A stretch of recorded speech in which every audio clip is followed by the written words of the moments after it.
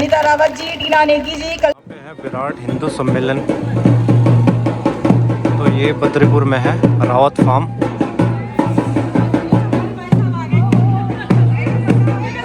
और यहाँ से अब हम अंदर जाएंगे और यहाँ पे स्वागत कर रहे हैं सारे हिंदू भाइयों का।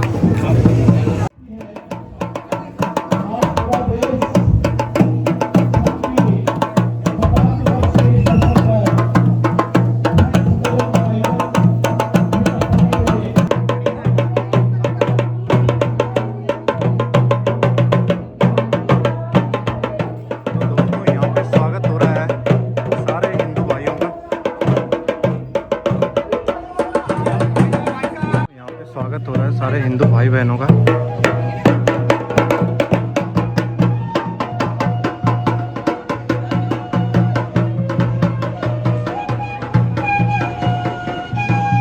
दोस्तों ये बद्रीपुर में रावत फार्म है और यहाँ पे हो रहा है विराट हिंदू सम्मेलन।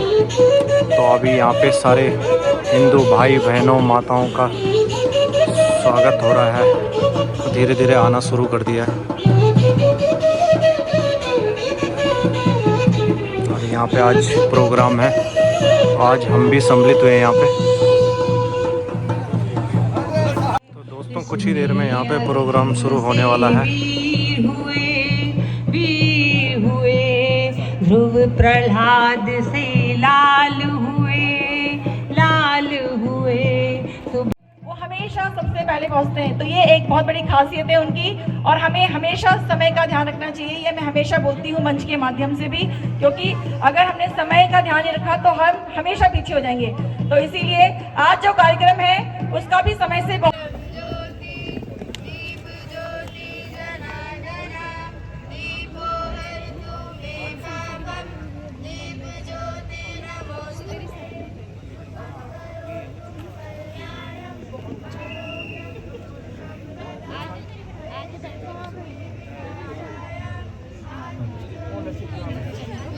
हरि ओम स्वस्ति न इंद्रो बृहस्रवाः स्वस्ति न पूषा विश्ववेदाः स्वस्ति नरन्तारिक्षो अरिष्ठानेमि स्वस्ति नो बृहस्पतिर्ददातु।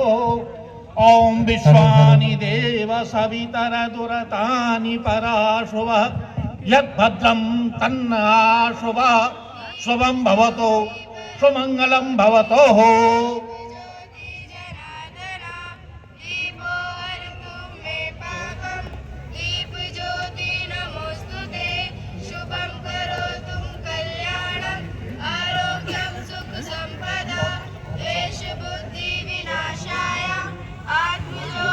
नमोस्तुते आत्मज्योति प्रदीप्ताय ब्रह्मज्योति नमोस्तुते ब्रह्मज्योति प्रदीप्ताय गुरुज्योति नमोस्तुते।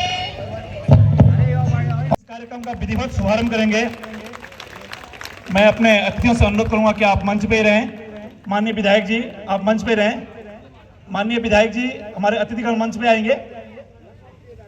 अतिथिगण मंच पे ही रहेंगे, मंच पे रहेंगे थोड़ा दो मिनट के लिए। हमारे विधायक जी, पार्षद जी, हमारे आज के मुख्य वक्ता श्री कलीराम भट्ट जी और हमारे आचार्य श्री भगवती प्रसाद थपलियाल जी। मैं अपने कार्यक्रम के संयोजक श्री एसपी खाली जी से अनुरोध करूंगा कि हमारे आज के मुख्य वक्ता श्री कलीराम भट्ट जी को शॉल पहनाकर अंगवस्त्र धारण कर उनका अभिवादन करेंगे। और आप लोग तालियों के साथ हमारे अतिथियों का जोरदार स्वागत इस मंच से करेंगे। हमारे मार्गदर्शक श्री खिलाफ सिंह बिज जी से अनुरोध है, आप भी मंच पे हैं। श्री खिलाफ सिंह बिज जी।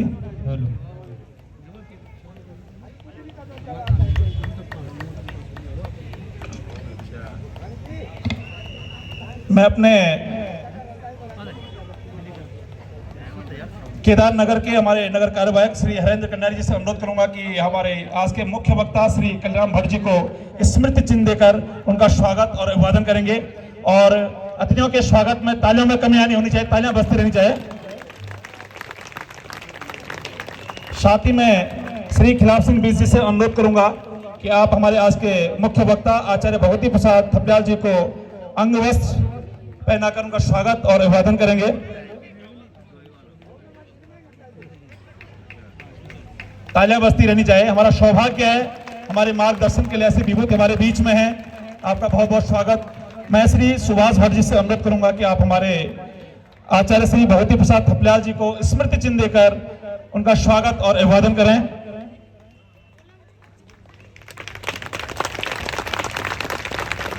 मैं अपने श्री खिलाफ सिंह गड़िया जी से अनुरोध करूंगा कि आप हमारे माननीय विधायक जी को अंग वस्त्र पहनाकर उनका इस मंच पर इस कार्यक्रम में स्वागत और अभिवादन करें। हमारे क्षेत्र के लोकप्रिय विधायक और हमारे हर प्रकार के आयोजनों में हमारा उत्साह प्रदान करते रहते हमारे बीच उपस्थित हैं। आपसे अनुरोध है कि आप अंग वस्त्र पहनाकर उनका स्वागत करें। साथ ही हमारे महासमिति के अध्यक्ष श्री बलवंत सिंह पंवार जी से अनुरोध है कि आप मंच में हैं और हमारे माननीय विधायक जी को स्मृति चिन्ह देकर उनका अभिवादन करें। तालियों के साथ सभी लोग अभिवादन करेंगे।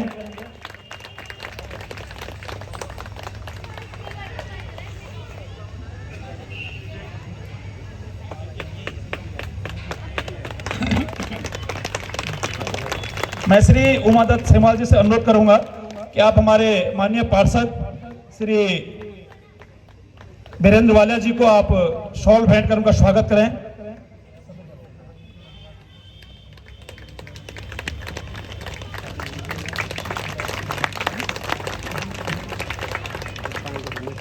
साथ ही मैं श्री प्रमोद रावत जी से अनुरोध करूंगा कि स्मृति चिन्ह देकर हमारे माननीय पार्षद जी का अभिवादन करें।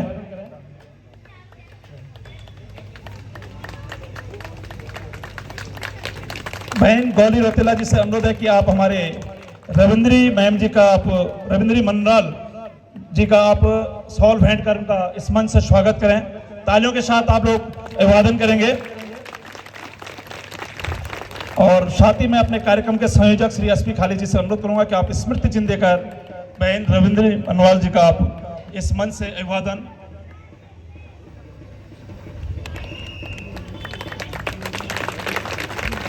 इसके साथ ये हमारे कार्यक्रम के शुभारंभ की औपचारिकता यहीं पे समाप्त होती है। मैं सभी अतिथियों से अनुरोध करूंगा कि आप अपना स्थान ग्रहण करें और जोरदार तालियों से एक बार पुनः हमारे अतिथियों का आप अभिवादन करें।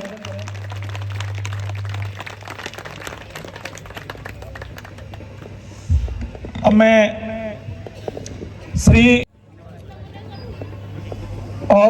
अजय कपरान जी से अनुरोध है कि आप मंच पे हैं और स्मृति चिन्ह देकर श्री अजय कपरान जी आप मंच पे हैं और स्मृति चिन्ह देकर हमारे श्री नवीन चंद शर्मा जी सेवानिवृत्त अपर आयुक्त इनकम टैक्स एवं वित्त सचिव आपका इस मंच पे ये मंच अपने को धन्य महसूस करता है कि ऐसी विभूतियां हमारे बीच में यहाँ पे हैं जिनका मार्गदर्शन, जिनका सहयोग, जिनका सानिध्य हमें प्राप्त हो रहा है।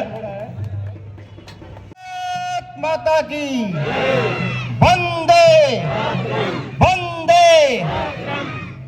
कोई चलता पद चिन्हों पर कोई पद चिन्ह बनाता है, फिर वही वीर महापुरुष जग में पूजे जाते हैं। अपने वार्ड नंबर 96 बद्रीपुर के इस विशाल हिंदू विराट सम्मेलन में उपस्थित मातृशक्ति, अपने सज्जन शक्ति और अपने देहरादून में ऐसे बड़े बड़े 40 कार्यक्रम आज हो रहे हैं। ये परम सौभाग्य है कि हिंदू अब जाग चुका है और कहते भी हैं हिंदू जगेगा तो विश्व जगेगा। इसी मुहिम को लेते हुए हम आज इस विराट सम्मेलन में अपने को उपस्थित हैं, अपने को गौरवान्वित महसूस करते हैं। आज अपने बीच में जो अपने अतिथि महोदय हैं जिनका हमको पाथेय प्राप्त होने वाला है, ऐसे अपने बीच में अपने देहरादून विभाग के बौद्धिक प्रमुख श्रीमान कलीराम भट्ट जी भाई साहब अपने बीच में उपस्थित हैं। आप विकास नगर में आपका निवास है, बाल्यकाल से राष्ट्रीय स्वयंसेवक संघ से आप जुड़े हुए हैं और सामाजिक कार्यों में, शिक्षा के क्षेत्र में आपका बहुत बड़ा योगदान है और निश्चित रूप से इस राष्ट्र को वैभवशाली बनाने में हमेशा आगे तत्पर रहते हैं। ऐसे आज आपका हमको मार्गदर्शन पाथे प्राप्त होने वाला है। इसी क्रम में जो ऋषि हैं जिनका हमको आज मार्गदर्शन मिलने वाला है, ऐसे अपने श्रीमान भगवती प्रसाद थपड़ियाल जी भाई साहब, आप संस्कृत विद्यालय में आचार्य हैं, भारतीय ज्ञान विज्ञान और संस्कृति को आगे बढ़ाने वाले हैं और निश्चित रूप से इस समाज को कैसे आगे बढ़ाया जाए, इसकी संस्कृति को, इस सांस्कृतिक भारत की विरासत को कैसे आगे बढ़ाया जाए, इसके लिए निरंतर आपका प्रयास, आपका मार्गदर्शन समाज के विद्यार्थियों को, नौनिहालों को आप देते रहते हैं और आपका भी हमको उद्बोधन प्राप्त होगा। ऐसे आज हमारे बौद्धिक करता हैं और अभी अपने मातृशक्ति की ओर से अभी बहन भावना अभी रास्ते में आ रही हैं, तो कुछ ही देर में वो अपने बीच में उपस्थित होंगे। तत्पश्चात उनका ऐसी हमारी भावना त्यागी बहन है जो राष्ट्र सेविका समिति, राष्ट्रीय स्वयंसेवक संघ महिला के विंग में जो काम करता है, ऐसे हमारे प्रांत की जो महिलाओं की राष्ट्रीय स्वयंसेवक संघ पुरुषों में है, तो राष्ट्र सेविका समिति इसकी प्रांत कार्यवाहिका है, वो अपने बीच में आएंगी थोड़ी देर में, तो उसके बाद उनका उद्बोधन हमको प्राप्त होगा। तो मैं अब मंच सौंपता हूँ अपने सुभाष पुरोहित जी को।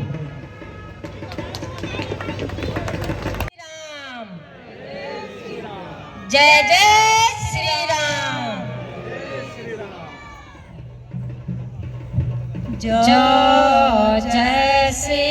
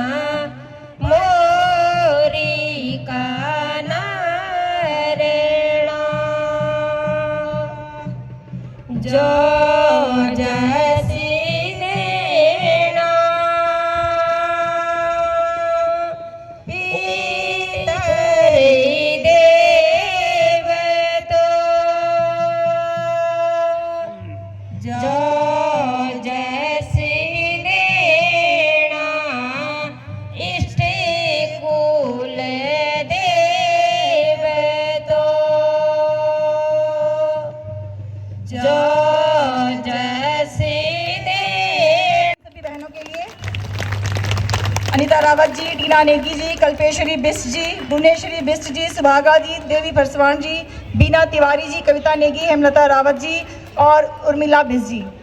तो हमारी जो उद्बोधन के लिए हमारे बीच में वक्ता जी आई हैं, श्रीमती भावना जी, उनके हाथों से इन सभी महिलाओं को सम्मानित किया जा रहा है। तो जोरदार तालियां इन सभी महिलाओं के लिए और इन बहनों के लिए जिन्होंने अपने इतना सुंदर झुमेला नृत्य आप सबके समक्ष रखा है।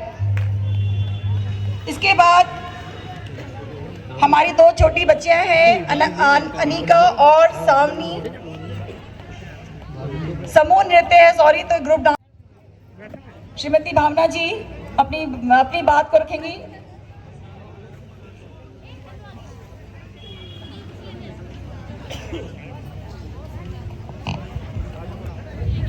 ओम।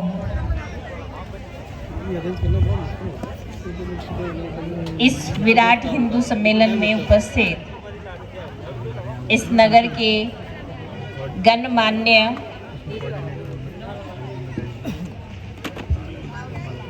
संपूर्ण बंधु समाज, महिला समाज और बच्चे जो हमारे देश का भविष्य हैं। आज हम हिंदू सम्मेलन में एकत्रित आए हैं और इस संदर्भ में, इस विशेष कार्यक्रम में मुझे कुछ विचार व्यक्त करने के लिए एक मौका मिला है। तो मैं अपनी बात को प्रारंभ करने से पहले सर्वप्रथम भारत माता के चरणों में नमन करते हुए आप सभी का थोड़ा सा ध्यान और एकाग्रता चाहूँगी। हिंदू यह एक संस्कृति है। हम हिंदू समाज जो हैं, अनेकों लोग अपने आप को धर्म से, कि जैसे संसार में अनेकों प्रकार के धर्म हैं, चाहे ईसाई हों, मुस्लिम हों, और हम सभी अपने जो पूजा पद्धति है उसको हिंदू से जोड़ते हैं। लेकिन चिंतन पूर्वक अगर हम विचार करते हैं तो हिंदू एक जीवन जीने की कला है, एक संस्कृति है जिसको हम सनातन संस्कृति कहते हैं। यानी वह संस्कृति जो इस संसार के उद्गम के समय से लेकर उपस्थित है इस संपूर्ण संसार में, और जहाँ संपूर्ण विश्व को यह संदेश देती है कि हम सब जो हैं इस संपूर्ण वसुधरा पर सभी बंधुत्व और विश्व कल्याण के लिए चिंतन करते हैं। इसलिए सर्वे भवन्तु सुखिनः, यह हमारा विचार आदि काल से संपूर्ण विश्व को हमारे ऋषियों ने अपने धर्म, अपने साहित्य के माध्यम से और अपने कर्म के माध्यम से दिया है। हिंदू जो चिरंतन संस्कृति है, यह संसार को जीवन जीने की कला सिखाती है। इसलिए अपने जो ग्रंथ हैं, अपनी जो संस्कृति है, वह इस धरती को माँ मानती है। वेदों में भी कहा है, माता भूमि पुत्रों अहम पृथिव्या। यानी यह भूमि जिसमें देश काल बटे हुए नहीं है, संपूर्ण वसुधा जो है, यह हमारी माँ है और हम इसके संतान हैं। तो संतान का कर्तव्य निभाते हुए हमारे ऋषियों ने, हमारे पूर्वजों ने हमको एक जीवन जीने की कला सिखाई है, और इस जीवन जीने की कला और संस्कृति को हमको आने वाली जो पीढ़ियां हैं उनको देकर जाना है, जिसके लिए महिला समाज जो यहाँ उपस्थित है, वह महिला समाज, उस महिला समाज को अपने कर्तव्यों को पहचानना है। आज राष्ट्रीय स्वयंसेवक संघ के शताब्दी वर्ष में परिवार प्रबोधन यह एक विषय चल रहा है। यानी परिवार जो हिंदू संस्कृति का समन्वयक है, हिंदू संस्कृति का संवाहक है, उस कोचवान बनूंगा। तो पिता को बड़ा क्रोध आया कि मैं इतना समर्थ, इतना एक प्रतिभाशाली वकील हूँ और मेरा पुत्र कोचवान बनना चाहता है। तभी उनकी माँ ने यह उत्तर जब सुना तो वो बहुत मुस्कुराई और उन्होंने बालक को चित्र दिखाते हुए कहा, कृष्ण का वह चित्र जिसमें वो अर्जुन के सारथी बने हैं। तो उन्होंने विवेकानंद का मार्गदर्शन करते हुए कहा कि तुमको कोचवान बनना है, तुमको गाड़ी चलाने वाला बनना है, पर कौन बनना है? तुमको कृष्ण बनना है। यानी माँ वह दिशा निर्देशक है जो अपने बालक की किसी भी बाल सुलभ जिज्ञासा को शांत करती है और संस्कार के रूप में उसमें जो संस्कार डालती है। तो ऐसे अनेक उदाहरण हमारे समाज में दिखाई पड़ते हैं, हमारे संस्कृति और इतिहास में दिखाई पड़ते हैं कि भगवान राम को संस्कार देने का कार्य माता कौशल्या जो करती हैं, और लक्ष्मण को जो संस्कार देने का कार्य सुमित्रा करती हैं। तो ऐसे भाइयों के बीच में जो अटूट संबंध बनता है, वह परिवार की आधारशिला बनता है। तो माता अपनी भूमिका जब निभाती है तो वह संस्कार के रूप में, ऐसे ही संघ के द्वितीय सरसंघचालक गोलवलकर जी का उदाहरण आता है कि जब बचपन में वो जमीन में कील गाड़ रहे थे बार बार और जमीन को चाकू से खुरच रहे थे, तो उनकी माता ने कहा कि यह पृथ्वी हमारी माँ है, धरती हमारी माँ है, अगर हम उसको इस तरह कील चुभाएंगे तो उनको कष्ट होता है। तो वही माधवराव सदाशिवराव गोलवलकर जी संघ के द्वितीय संचालक बने और उन्होंने अपना पूरा जीवन राष्ट्र की सेवा के लिए समर्पित किया। यानी इस धरती से माँ का संबंध जोड़ना यह माँ का कर्तव्य है, माँ को सिखाना है अपने बालकों को। तो ये ऐसे ही महाराणा प्रताप का भी उदाहरण आता है कि उनकी छोटी बेटी जो चंपा थी, जब महाराणा प्रताप ने अपने जो कष्ट थे उनके कारण एक दिन घबराकर अकबर से संधि पत्र लिखना स्वीकार कर रहे थे, तो उनकी बेटी चंपा ने कहा कि पिताजी, अगर हम बच्चों की भूख के कारण आपको अकबर के सामने सिर झुकाना पड़ेगा तो हमारा जीवन व्यर्थ है। और महाराणा प्रताप फिर से खड़े होते हैं और अकबर से अपने सारे किले जीतने में सफल होते हैं। यानी माँ जो वो उसका जो स्वरूप है वो चिंतनशीलता है, वो पुत्री के रूप में, बहन के रूप में, पत्नी के रूप में, अनेकों रूपों में अपने परिवार को संस्कार से युक्त करती है। केदारपुरम के पूर्व पार्षद श्री राकेश पंडित जी भी हमारे बीच है। जोरदार तालियों के साथ आपका स्वागत और अभिवादन, हमारा उत्साहवर्धन करने के लिए आप वार्ड 96 के इस कार्यक्रम में पधारे हैं। बहुत बहुत धन्यवाद और स्वागत आपका। और मैं अपने कार्यक्रम के संयोजक श्री एसपी खाली जी से अनुरोध करूंगा, श्री राम दर्शन रामलीला समिति जो कि विगत काफी समय से इस वार्ड 96 में भगवान रामचंद्र जी की लीलाओं का मंचन करते आई है, आप श्री राम दर्शन रामलीला समिति को सम्मानित करने के लिए मंच में हैं। श्री राम दर्शन रामलीला समिति के अध्यक्ष और महासचिव पूरी टीम से अनुरोध है कि इस अवसर पर मंच पर सम्मान प्रदान करने के लिए आप मंच पे हैं। और जोरदार तालियों के साथ श्री राम दर्शन रामलीला समिति का आप लोग अभिवादन करेंगे, अपना आशीर्वाद इस टीम को आप प्रदान करेंगे। श्री राम दर्शन रामलीला समिति के अध्यक्ष सूर्य प्रकाश भट्ट जी, महासचिव श्री लक्ष्मण सिंह नेगी जी और हमारे निर्देशक उपाध्यक्ष श्री जीतपाल सिंह बिस जी, आप मंच में हैं। पूरी श्री राम दर्शन रामलीला समिति को यह मंच आज सम्मानित करते हुए खुद को गौरवान्वित महसूस कर रहा है। इसी प्रकार से राम जी की लीलाओं का मंचन निरंतर इस क्षेत्र में होता रहे, इन्हीं कामनाओं के साथ आज इस मंच से ये उम्मीद करते हैं कि भगवान राम जी के कार्यों को, राम जी के आदर्शों को समाज में निरंतर इसी प्रकार से आप राम जी की लीलाओं का मंचन करते रहें। श्री सुभाष पुरोहित जी, डॉक्टर सुभाष पुरोहित जी, जोरदार तालियां इन सभी बच्चों के लिए। बहुत ही सुंदर कार्यक्रम, सांस्कृतिक कार्यक्रम, केवल नाच गाने के साथ साथ इस तरह के कार्यक्रम भी हमारे समाज को चेतना जगाते हैं, हमारे बच्चों को जो हमारी सामाजिक चीजें हैं उनसे जोड़ते हैं। अभी आपने सुना कि रामलीला जो होती है उसमें छोटे छोटे बच्चे जो पार्टिसिपेट करते हैं। आप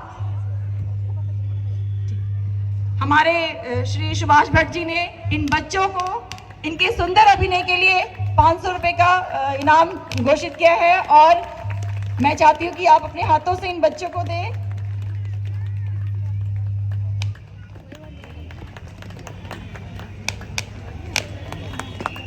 में उपस्थित सभी सनातनियों को मैं सादर प्रणाम करता हूँ। और इस मंच पे जो हमारी संस्कृति, हमारी परंपरा और हमारा सनातन, तीनों का जो एक समावेश देखने के लिए मिल रहा है, जरूर ऐसे कार्यक्रम हर जगह होने चाहिए, समय समय पर होने चाहिए, ताकि हमारी आने वाली पीढ़ी पे हमारी संस्कृति स्थानांतरित हो सके, हमारे युवा वर्ग, हमारे बच्चे सनातन से जुड़ सके। मैं बहुत बहुत धन्यवाद देता हूँ समस्त आयोजक मंडल को, इतना भव्य और दिव्य कार्यक्रम करने में आप लगातार 1 महीने से आप कार्य कर रहे हैं। बहुत शानदार ये कार्यक्रम है और हमारे धर्म में भी लिखा गया है, हमारे भागवत पुराण में भी लिखा गया है कि धर्म एवो हतो हन्ति धर्मो रक्षति रक्षितो तस्मात् धर्मो न हन्तव्यो मानो धर्मो हतो वधीत। अर्थात धर्म का नाश करने वाला स्वयं नष्ट हो जाता है और धर्म की रक्षा करने वाले की रक्षा स्वयं धर्म करता है। और धर्म की रक्षा करना खाली आयोजक मंडल का काम नहीं है, बल्कि हमारे संविधान में भी लिखा गया है जो हमारा मौलिक अधिकार है, चौथा मौलिक अधिकार है धर्म की स्वतंत्रता का अधिकार। ये अधिकार हम सबका है और अनुच्छेद नंबर 25 में भी संविधान ने हमें अधिकार दिया है कि प्रत्येक आदमी को अपनी स्वतंत्रता का, अपने धर्म के प्रचार प्रसार करने का अधिकार है। मैं ज्यादा वक्तव्य नहीं कहूंगा क्योंकि सभा में उपस्थित बहुत सारे वक्ता हैं, वो भी अपना वक्तव्य देंगे। मैं सीधे अपने काव्य पाठ पे आता हूं जिसके लिए मुझे बुलाया गया है। मेरे काव्य पाठ का शीर्षक है नया भारत वर्ष, जो कि 15 अगस्त 2025 की थीम भी रही है हमारी न्यू इंडिया। भारत माँ का गौरव देखो, विश्व में नहीं पहचान को देखो, विश्व गुरु की राह पर चलते यह भारत का अवतार तो देखो, यह भारत का अवतार तो देखो। संस्कारों की गाथा लेकर, गंगा की धारा को लेकर, वेदों के अमृत को पीकर, नव भारत के शौर्य को लेकर चल रहा है, बढ़ रहा है, वैश्विक पटल पर दौड़ रहा है। भारत माँ का गौरव देखो, यह नया भारत वर्ष है। भारत माँ का गौरव देखो, यह नया भारत वर्ष है।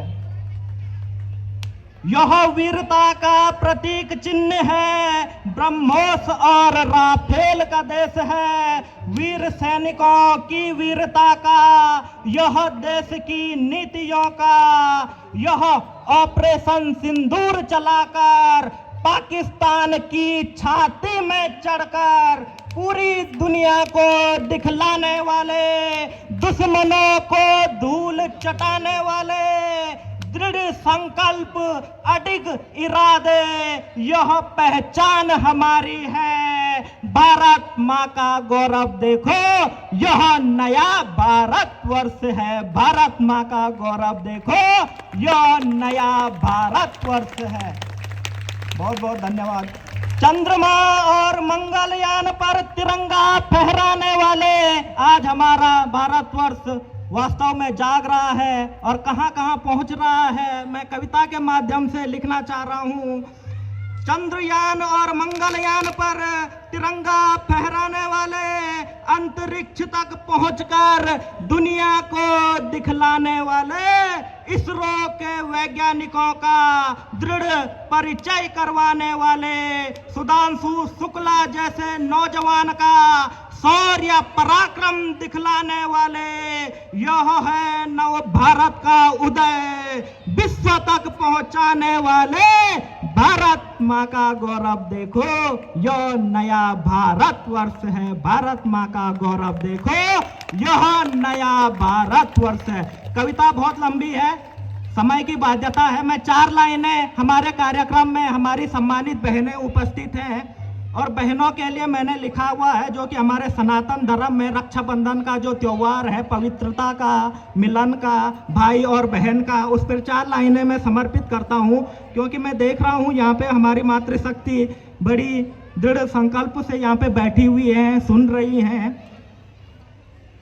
क्योंकि प्रेम पे, प्रेमिका पे कई लोग लिखते हैं, लेकिन भाई और बहन का जो अटूट बंधन है, इस पे बहुत कम लोग लिखते हैं। मैंने लिखने का प्रयास किया है। एक बहन क्या कह रही है अपने भाई को, ये धागा नहीं रंग नहीं प्रेम का प्रतीक है, धागा नहीं रंग नहीं प्रेम का प्रतीक है, ये प्रेम का प्रतीक है, ये मेल का प्रतीक है, प्रेम का प्रतीक है, ये मेल का प्रतीक है।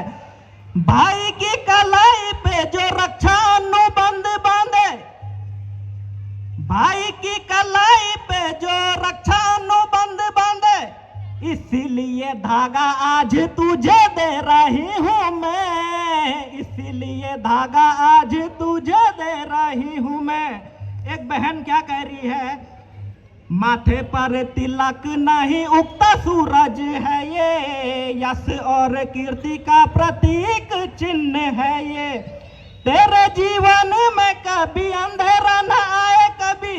हे मेरे प्यारे भैया, अंधेरा का मतलब दुख, दरिद्रता, गरीबी, संकट, रोग, तेरे जीवन में कभी अंधेरा न आए कभी, इसीलिए धागा आज तुझे दे रही हूँ मैं, इसीलिए धागा आज तुझे दे रही हूँ मैं। ये धागा नहीं रंग नहीं बंधी मेरी दुआ है। इस सब के बाद अर्जुन ने श्री कृष्ण के मार्गदर्शन के पश्चात वह युद्ध जीत गया और युधिष्ठिर जी के सर पे क्या बोलते, युधिष्ठिर जी के सर पे उसने उस युद्ध को जीत के इंद्रप्रस्थ और अपना जो भी राज्य था उसे वापस ले लिया था। सभी को धन्यवाद। भारत माता की, भारत माता की के साथ जोरदार तालियों के साथ इनका उत्साहवर्धन करें। साथ ही मैं अपने कार्यक्रम के संयोजक श्री एसपी खाली जी से अनुरोध करूं, आप भी मंच पे हैं।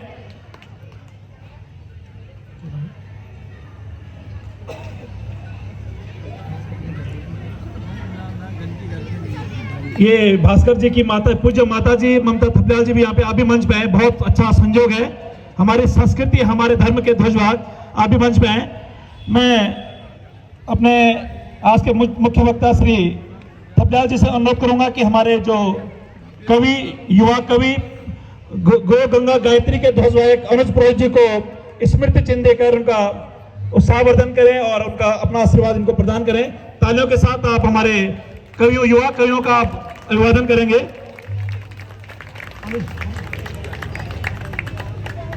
साथ ही भास्कर जी को अपना आशीर्वाद प्रदान करते हुए हमारे कार्यक्रम के संयोजक श्री एसपी खाली जी, हमारी संस्कृति के ध्वजवाहक, इन बच्चों के लिए हमारे पास कहने के लिए कोई शब्द नहीं है। कितना जोश, कितना अपनी संस्कृति के प्रति समर्पण, किस प्रकार के भाव आपने इस मंच से व्यक्त किए, हम धन्य हुए। यह मंच अपने को धन्य महसूस करता है। साथ ही अपने हमारे युवा कवि फोरजी के ध्वजवाहक अनुज पुरोहित, साथ ही मैं फोरजी समिति के सभी पदाधिकारियों से अनुरोध करूंगा कि आप भी मंच में हैं। जोरदार तालियों के साथ आप लोग इनका स्वागत करेंगे। हमारे क्षेत्र में कोई भी कार्य होता है, आपने देखा होगा, हमारे लिए यह प्रांगण हमेशा हमारा स्वागत के लिए उत्साहित रहता है।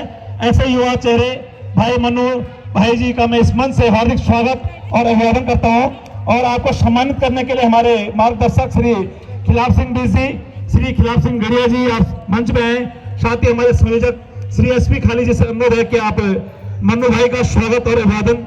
इस मंच से हम धन्य हैं। आपका सहयोग निरंतर हमारे क्षेत्र की रचनात्मक गतिविधियों को मिलता रहता है, चाहे महासमिति के कार्यक्रम हो, चाहे हमारे क्षेत्र के कोई भी आयोजन हो, यह प्रांगण हम लोगों को निरंतर सहयोग करता है। आपका यह बड़ा दिल, आपका सहयोग इस क्षेत्र के विकास में, इस क्षेत्र के समृद्धि के लिए हमेशा सहायक सिद्ध रहता है।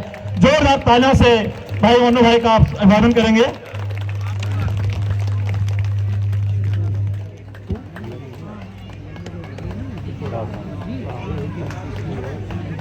साथ ही जिन शहीदों के पराक्रम से, जिन शहीदों के बलिदान से आज हम लोग इस स्वतंत्रता के इस आंगन में गौरव के साथ खड़ा रहता है, ये धन्य है ये मंच जो आज उन शहीदों को इस मंच से याद कर रहे हैं। माता आशा रावत जी हमारे बीच में हैं, आप मंच पे हैं। और शहीद संदीप रावत जी, जिन्होंने कि बहुत कम उम्र में अपना जीवन अपने देश के लिए बलिदान किया है, ऐसे पुण्य आत्मा को इस मंच से मैं नमन करता हूं, वंदन करता हूं, भावभीनी श्रद्धांजलि अर्पित करता हूं।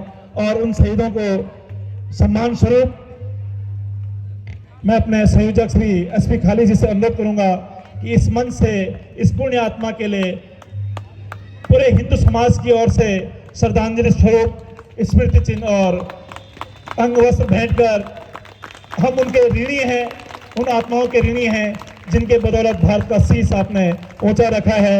उस परिवार के हम ऋणी हैं जिन्होंने अपने बच्चे को अपनी मातृभूमि के लिए न्यौछावर किया है। इस मंच से पुनः मैं उस पुण्य आत्मा को नमन और वंदन करता हूं। अभी हमारे सम्मानित होने वाले में हमारे बिजली इलेक्ट्रीशियन अनिल कुमार जी,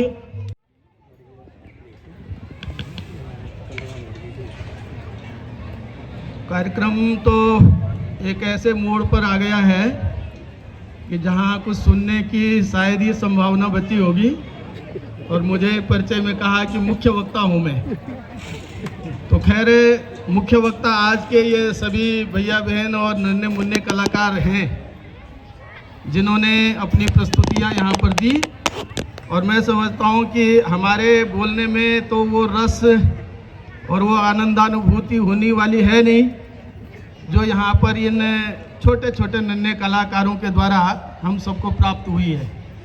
लेकिन कार्यक्रम की औपचारिकता है और उसमें मुझे बोलने के लिए निर्देश हुआ है, तो क्योंकि मैं परिचय में बताया कि राष्ट्रीय स्वयंसेवक संघ जिसकी शताब्दी वर्ष के उपलक्ष्य में ये सब आयोजन हो रहे हैं, उस राष्ट्रीय स्वयंसेवक संघ के देहरादून विभाग में जो गतिविधियां होती हैं उनमें कार्यकर्ता के रूप में हम सब काम करते हैं। तो अपने यहाँ एक बहुत सुंदर श्लोक आता है, त्रेतायाम मंत्र शक्तिश्च ज्ञान शक्ति कृते युगे द्वापरे युद्ध शक्तिश्च संघे शक्ति कलो युगे। त्रेता युग में मंत्रों में शक्ति बताई गई, सत्य युग में ज्ञान की शक्ति बताई गई, द्वापर में युद्ध में शक्ति बताई गई, महाभारत जैसा युद्ध हुआ। लेकिन आज संघे शक्ति कलो युगे, आज की सारी शक्ति का जो केंद्र है, जो आधार है, वो है संगठन। राष्ट्रीय स्वयंसेवक संघ की 1925 को विजयादशमी के दिन नागपुर के मोहिते के बाड़ा नामक स्थान पर कुछ बहुत सामान्य से सामान्य 4-5 ऐसे नवयुवकों को लेकर के एक ऐसा दूरदृष्टा समाज के सामने आया जिन्होंने राष्ट्रीय स्वयंसेवक संघ की स्थापना केवल ऐसे खुले मैदान में की। हम कल्पना करें, आज भी अगर कोई संस्था बनती है तो किताबों में पहले बनती है, उसका लेखा जोखा पहले होता है, उसकी समितियां पहले बनती हैं और कोई भी संगठन बाद में काम शुरू करता है। और बहुत बार तो वो संगठन केवल और केवल कागजों में ही रहता है, समाज में काम नहीं करता है। संघ ने समाज को बड़ा बनाने का निर्णय लिया है, अपने को बड़ा बनाने का निर्णय नहीं लिया। संघ ने अपने 100 वर्षों की यात्रा में अपने को आगे ले जाने के लिए नहीं सोचा है। संघ ने यदि सोचा है तो समाज को शीर्ष पर ले जाने के लिए काम किया है। हम अपने संघ की प्रार्थना में बोलते हैं, परम वैभवन नेतु मेतत् स्वराष्ट्रम समर्था भवत्वा शिशाते भृशम। हम इस भारत माता को परम वैभवशाली स्थान देना चाहते हैं। हे ईश्वर, हमको वह शक्ति प्रदान करे जिससे हम इस कार्य को करने में सफल हो सके। समर्था भवत्वा शिशाते विषम, हमें वह आशीर्वाद चाहिए। संघ की प्रार्थना में हमने 5 गुण मांगे हैं। आप समझिए कि हम जय जगदीश हरे की आरती भी बोलते हैं, कोई भी आरती बोलते हैं तो हम सब ये बोलते हैं कि हमको ये दे दीजिएगा, हमको ऐश्वर्य दीजिए, ये दीजिए, वो दीजिए। लेकिन केवल संघ की प्रार्थना ऐसी है जिसमें हमने अपने लिए कुछ भी नहीं मांगा। आप कल्पना कर सकते हैं, अगर कोई भी कविता लिखी जाती है, गीत लिखा जाता है, तो सबसे पहले यही कहा जाता है कि मुझे ये चाहिए, मेरा परिवार सुखी चाहिए, मुझे धन ऐश्वर्य चाहिए। लेकिन राष्ट्रीय स्वयंसेवक संघ की 21 पंक्तियों की जो प्रार्थना है, उस प्रार्थना में एक बार भी नहीं लिखा गया है कि मुझे और मेरे परिवार को सुख समृद्धि ऐश्वर्य चाहिए। संघ की प्रार्थना में हमने क्या मांगा है? संघ की प्रार्थना में हमने कहा, अजय्यांच विश्वस्य देहि शक्तिम सुशीलम जगत येन नम्रम भवे श्रुतम चैव यत्कंटकाकीर्ण मार्गम स्वयं स्वीकृतन न सुगंकारे समुत्कर्ष निश्रेयसस्येकमुग्रम परम वैभवन नेतु मेतत् स्वराष्ट्रम। तो हमने कहा कि हमको अजेय शक्ति दीजिए। यहाँ भी एक बात ध्यान रखने की है, हमने ये नहीं कहा कि हमको विजय वाली शक्ति चाहिए। हमने कहा प्रार्थना में हमको अजेय शक्ति चाहिए। विजय उसको कहते हैं जहां मुझे ये अहंकार होता है कि मैं जीता हूं। अजेय उसको कहते हैं कि मुझे कोई जीते नहीं। हमने प्रार्थना में कहा कि हम किसी को नहीं जीतेंगे, लेकिन हमने कहा कि हमको कोई नहीं जीते, इसीलिए हमने विजय नहीं कहा, हमने कहा हमें अजेय शक्ति चाहिए, हमें ऐसी शक्ति चाहिए जो कि हमको जीत न सके। आज दुनिया में समस्या यही है, हमको इसी दिशा में आगे बढ़ने की आवश्यकता है, क्योंकि हमारे पास सब कुछ है। ज्ञान के क्षेत्र में हम अग्रणी रहे, विज्ञान के क्षेत्र में अग्रणी रहे, कृषि व्यापार के क्षेत्र में अग्रणी रहे, शिक्षा के क्षेत्र में अग्रणी रहे। कोई भी ऐसा क्षेत्र बताइए जिसमें हम पीछे रहे हों। आवश्यकता किस बात की रही? अजेय शक्ति की आवश्यकता कम हो गई। हमने ये भूल गए हम कौन थे, क्या हो गए और क्या होंगे अभी। आइए मिलकर विचारें ये समस्याएं सभी। आज इस समस्या को विचार करने की आवश्यकता है। हमको कोई जीत ना सके, बस इतना काम करने की आवश्यकता है, और उसके लिए आवश्यकता होती है संगठन की। इसीलिए राष्ट्रीय स्वयंसेवक संघ की स्थापना 1925 को विजयादशमी के दिन हुई। आप देखिए दिन भी कैसे चुना गया, विजयादशमी, जबकि आतताई दुष्ट रावण का संहार करके विजय का उत्सव मनाया गया। इसीलिए जानबूझकर राष्ट्रीय स्वयंसेवक संघ की स्थापना 1925 में विजयादशमी के दिन हुई। यही हमारी आवश्यकता है। तो पहला गुण हमने प्रार्थना में मांगा, हमें अजेय शक्ति दीजिए। दूसरा कहा हमने सुशील चाहिए, क्योंकि शीलम परम भूषणम कहा गया है। कहा गया है कि धन गया कुछ नहीं गया, स्वास्थ्य गया कुछ गया, लेकिन चरित्र गया एवरीथिंग इज लॉस्ट, सब कुछ चला गया। इसीलिए हमने कहा दूसरा गुण मांगा हमने प्रार्थना में, हमको सुशील चाहिए। अजेयांच विश्वस्य देहि सशक्तिम सुशीलम जगत येन नम्रम भवेत्। और सुशील केवल अपने लिए नहीं मांगा, हमने कहा येन जगत नम्रम भवेत्, जिससे सारा संसार भी विनम्र बन जाए। ऐसा सुशील हमको चाहिए, ऐसा आदर्श सुशील चाहिए कि मैं तो ठीक हूं, इतना ही नहीं है, सारा संसार भी ठीक हो जाए हमको देख करके। ऐसा सुशील हमने कहा। फिर कहा श्रुतम चैव यत्कंटका कीर्ण मार्गम स्वयं स्वीकृतन्न सुगम कार्येत। मुझे ज्ञान चाहिए। तो वेदों के लिए कहते हैं श्रुतम। श्रुति इसलिए कहते हैं वेदों को, क्योंकि पहले वेदों को सुन करके याद करते थे, हम सब ने सुना कर, लिखा नहीं रहता था, तो इसीलिए वेदों को श्रुति कहा जा, और उसी को कहा ज्ञान। तो हमने तीसरा जो गुण मांगा वो कहा श्रुतम चैव यत्कंटका कीर्ण मार्गम, हमको ज्ञान दे दीजिएगा। और ज्ञान भी कैसे कहा? श्रुतम चैव यत्कंटका कीर्ण मार्गम स्वयं स्वीकृतन्न सुगम का। हमने यह कांटों भरा हुआ मार्ग जो स्वीकार किया है यह सुगम हो जाए। बताइए कौन व्यक्ति ऐसा होगा संसार में जो अपने लिए कांटों वाला मार्ग चुनेगा? हम में से कोई बैठा हुआ है जो यह कहे कि मुझे कांटों वाला मार्ग चाहिए? कोई भी नहीं है। सारे सुख चाहते हैं। ऋणम कृत्वा घृतम पिबेत, इस प्रकार का चिंतन अक्सर रहता है। लेकिन कौन सा ऐसा समाज होगा जो कहेगा कि हमको यह कांटों वाला मार्ग जो हमने अंगीकृत किया है यह सुगम बन जाए, ऐसा ज्ञान हमको दीजिए। फिर कहा अक्षय ध्येय निष्ठा चाहिए। ध्येय निष्ठा भी कैसी चाहिए? जैसे कहते हैं ना कि ध्रुव था तो ध्रुव खड़ा है तो खड़ा है, ऐसे अक्षय ध्येय निष्ठा चाहिए। इसीलिए हमने प्रार्थना में कहा हमें अक्षय ध्येय निष्ठा चाहिए। और फिर पांचवा गुण कहा हमने वीर व्रत चाहिए। ऐसा वीर व्रत चाहिए जो कि जरा से भी डिगमगाने न पाए। इस प्रकार से संघ की प्रार्थना में खुद हमने ये सारी बातें कही है। सारा जो उद्देश्य संघ का है वो उसमें है। जब संघ की स्थापना हुई तो सारे लोगों ने कहा कि भाई किसी भी संस्था को बनाते हैं तो वहाँ कोई गुरु होना चाहिए। तो सारे लोगों ने कहा भाई गुरु कौन होना चाहिए? तो सारे कार्यकर्ता जो थे उन्होंने डॉक्टर हेडगेवार जी जिन्होंने संघ की स्थापना की उनसे अलग एक बैठक की, और बैठक में उन्होंने निश्चय किया कि देखो भाई संघ का गुरु कौन होना चाहिए ये तो स्वयं सिद्ध है, क्योंकि डॉक्टर हेडगेवार जी ने संघ की स्थापना की है तो संघ के गुरु तो अपने आप ही डॉक्टर हेडगेवार जी हो गए। इसलिए उन्होंने कहा कि कल ऐसी बैठक बुलाएंगे और उसमें हम डॉक्टर हेडगेवार जी को गुरु के रूप में बोलेंगे। यदि वो स्वयं सिद्ध है फिर भी बोलने की बात है। सभा बुलाई गई, बैठक बुलाई गई, एक कार्यकर्ता उठे, उन्होंने कहा भाई संघ की स्थापना तो हो गई, कार्यक्रम चल रहे हैं, लेकिन गुरु की आवश्यकता होती है हर एक संस्था को, हम यहाँ पर गुरु का चयन करते हैं। तो एक खड़े हुए कार्यकर्ता उन्होंने कहा कि मैं परम पूज्य डॉक्टर हेडगेवार जी, केशवराव बलराम हेडगेवार जी को संघ के गुरु के रूप में नामित करता हूँ। डॉक्टर हेडगेवार जी सब सुनते रहे।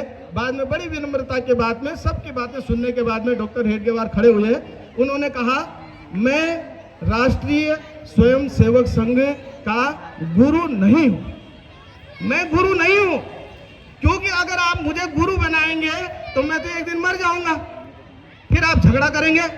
दूसरी बात, अभी एक कार्यक्रम यहाँ हो रहा है, ये नवादा के 96 वार्ड में, ऐसे पता चल रहा है केदारपुरा में हो रहा है। मैं समझता हूँ कि देहरादून विभाग में ही कम से कम 100 कार्यक्रम आज हो रहे हैं। अब वहाँ गुरु चाहिए। अब यहाँ वाले नवादा वाले कहेंगे कि गुरु हमारे सभा में होने चाहिए, केदारपुरम वाले कहेंगे वहाँ गुरु होना चाहिए, दूसरे विकास नगर वाले कहेंगे गुरु हमारे यहाँ होने चाहिए, कुमाऊं में किसी क्षेत्र में हो रहा है वहाँ कहेंगे गुरु हमारे। तो गुरु के अगर कहीं नहीं जाएंगे तो उनकी दुश्मनी हो जाएगी। वो कहेंगे अरे कैसे गुरु है, इनका पक्षपात है, ये यहाँ नवादा वालों से मिले हुए हैं। इसलिए उन्होंने कहा कि एक गुरु एक ही जगह रह सकता है अगर वो जीवित है। इसलिए गुरु ऐसा होना चाहिए जो सर्वत्र है, सार्वत्रिक गुरु चाहिए। ऐसा नहीं चाहिए कि वो नवादा में बैठा हुआ है और जगह उसके लिए गाली पड़ रही है। दूसरी बात उन्होंने कहा कि गुरु ऐसा चाहिए जो स्खलनशील नहीं हो। आज कोई भी व्यक्ति धर्मात्मा है, बड़ा सा बड़ा महंत है, संत है, बहुत बड़ा धर्माचार्य है, बहुत बड़ा बुद्धिजीवी है, सारा कुछ है, लेकिन कल भी कोई गारंटी दे सकता है कि वो कल भी ऐसे रहेगा, क्योंकि व्यक्ति स्खलनशील है।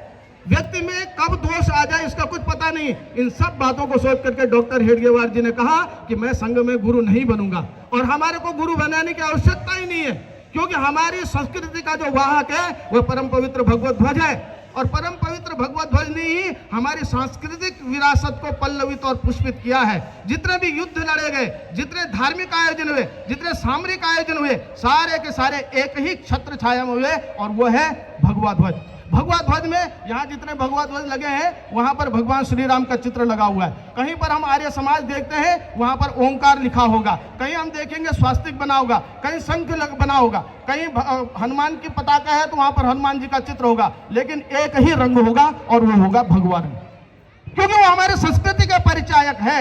ऐसा कोई भी युद्ध नहीं है, चाहे महाभारत चाहे कोई भी युद्ध, जो कि भगवा ध्वज की छत्र छाया में नहीं लड़ा गया हो। इसलिए परम पूज्य डॉक्टर हेडगेवार जी ने कहा किसी को गुरु बनाने की आवश्यकता है ही नहीं, क्योंकि परम पवित्र भगवा ध्वज चिर पुरातन चिर सनातन है, और उसने ही हमारी संस्कृति निष्पद्यते संस्कृति शब्द संस्कृति भाषायां संस्कृति शब्द किम कथ्यते कल्चर। आंग्ल भाषायां संस्कृति को अंग्रेजी में कल्चर कहते हैं।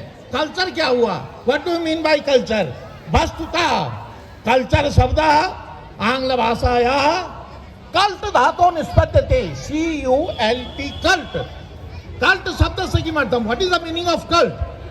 कल्ट शब्दस्य कर्षणम एव अर्थम यथा क्षेत्रम कृष्ट्वा तद्गत दूषितानि द्रव्याणि निवारयन्ते सद्गुणानि च नियुज्यन्ते तथैव संस्कृतिना प्राणिगत दूषितानि द्रव्याणि निवारयन्ते सद्गुणानि च नियुज्यन्ते।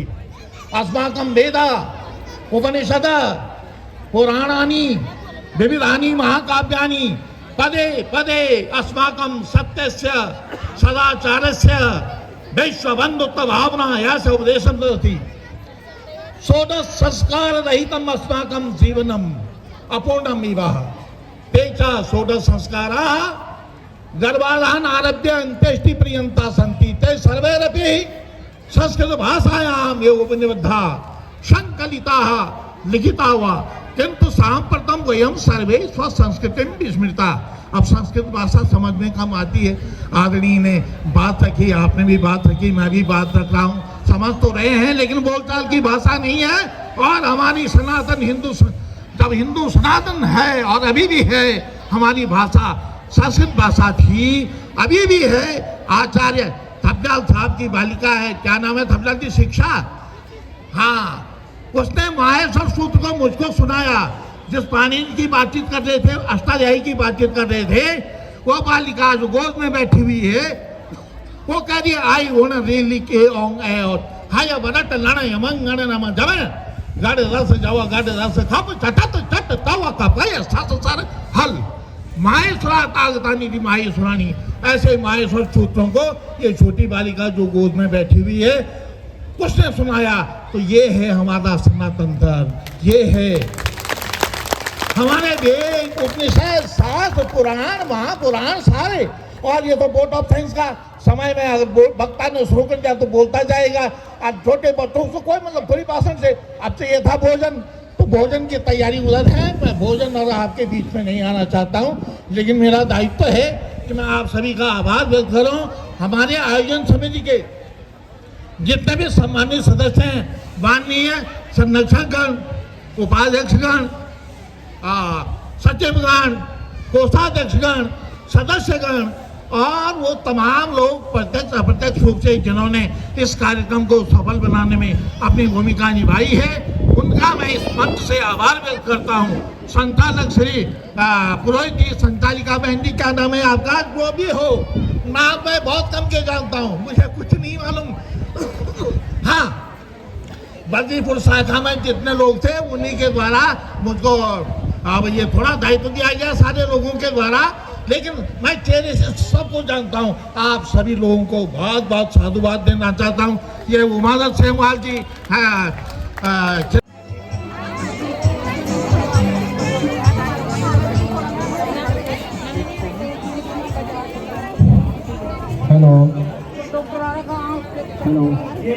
दोस्तों ये यहाँ पे खाने की लाइन लगी हुई है। ये सारा अंदर खाने का अरेंजमेंट है।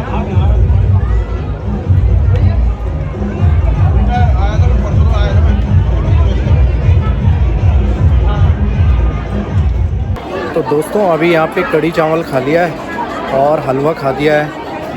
तो यहाँ पे प्रोग्राम था खाने का, तो अब निकलते हैं घर की तरफ। आई होप आप लोगों का आज विशाल हिंदू सम्मेलन की वीडियो काफ़ी अच्छी लगी होगी। तो वीडियो में लाइक करें, शेयर करें और कमेंट ज़रूर करें और अपने दोस्तों के साथ शेयर करें इस वीडियो को।